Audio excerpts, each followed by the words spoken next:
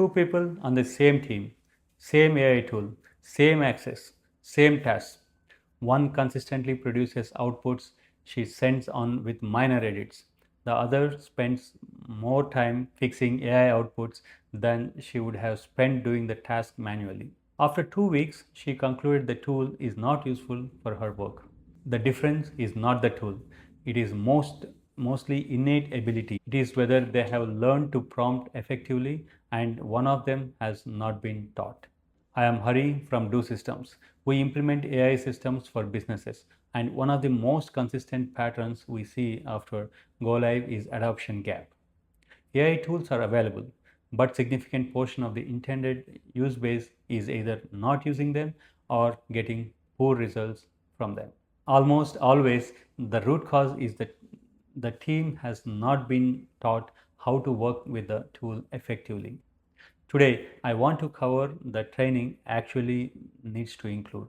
Manpower Group's 2025 workforce trends research found that only 13% of the workers have received any formal AI training, despite 94% of the CEOs reported that AI skills are a priority for their organization. The gap between the declared priority and actual training investment is one of the most consistent findings in workforce research right now.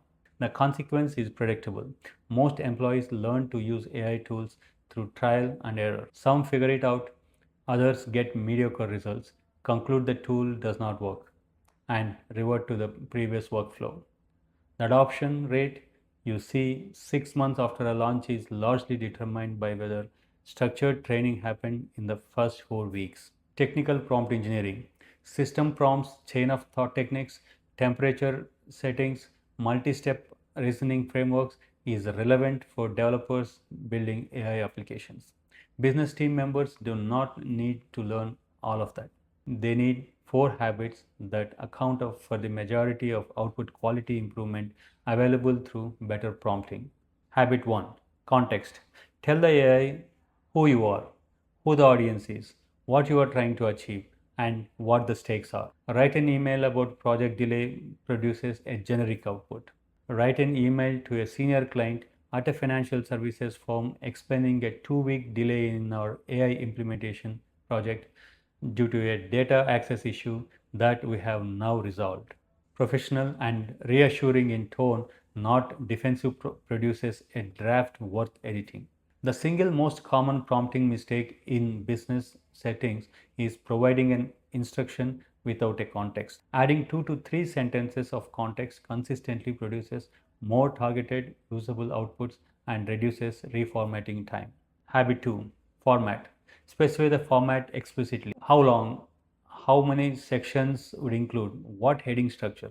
In 3 paragraphs under 200 words for a non-technical audience is not unnecessary detail. It is the instruction that removes the reformatting step that would otherwise follow. Habit 3, constraints. Define the boundaries. What should the AI not include? What assumption should it not make? Do not make claims about specific timeliness. Do not use technical jargon. Assume the reader is not familiar with AI terminology or the kind of constraints that prevent the most common business context prompting failures before they happen. Habit 4, iteration. Treat the first output as the first draft, not a final answer. The prompt is a conversation. Add the context the initial prompt lacked. Correct the direction.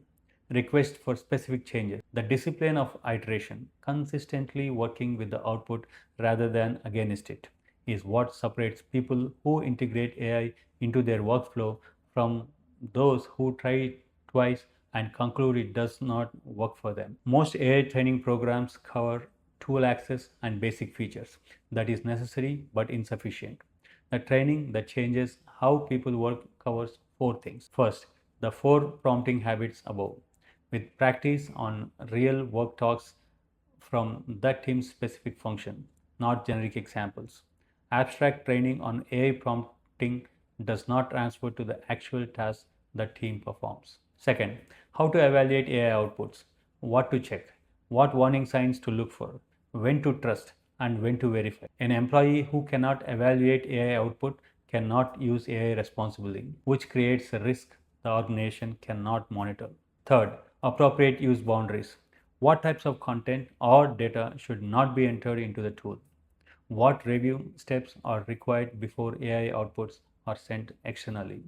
What the organization's policy is on AI generated content? Fourth, iteration practice, specifically working through examples of poor first outputs and improving them through iterative prompting.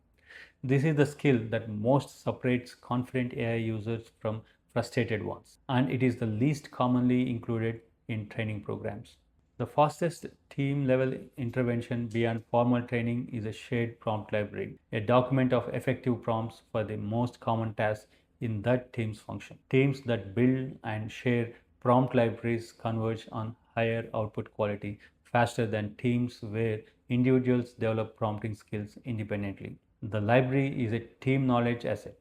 It improves as more people contribute to and refine it over the time. Identify 2 or 3 early adopters in each team who can serve as informal coaches. Peer learning accelerates AI adoption faster than formal training alone. At Do Systems, we design and deliver AI training for business teams, practical, role specific, and grounded in how that team actually works. If your organization has deployed AI tools but adoption is lower than expected, the gap is almost always in training and confidence, not in the technology. Start the conversation at dosystems.inc.com. Subscribe. Every week we cover the decisions that determine whether AI implementations succeed.